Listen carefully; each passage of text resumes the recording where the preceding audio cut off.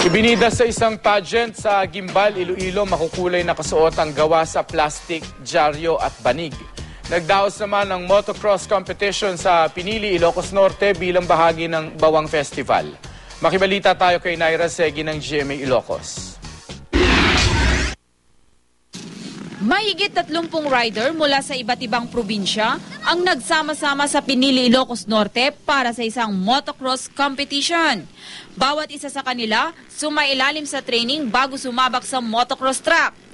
Kailangan ng pagsasanay para magawa ng maayos at ligtas ang jumping techniques at tricks.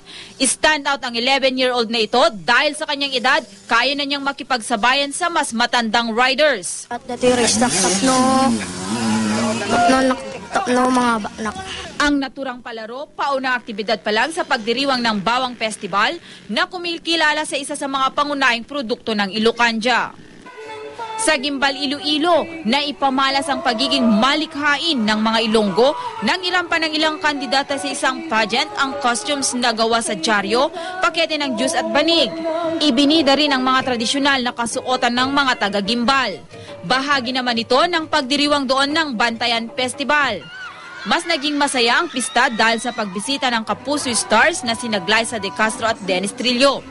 Kilala rin sila bilang sina Heidi at Marcel sa katatapos lang na top rating teleseryeng Temptation of Wife. Tuwang-tuwa naman ang fans na di rin nagpahulis sa pagbahagi ng kanilang talento. Naira Segi, Nagbabalita, Pilipinas.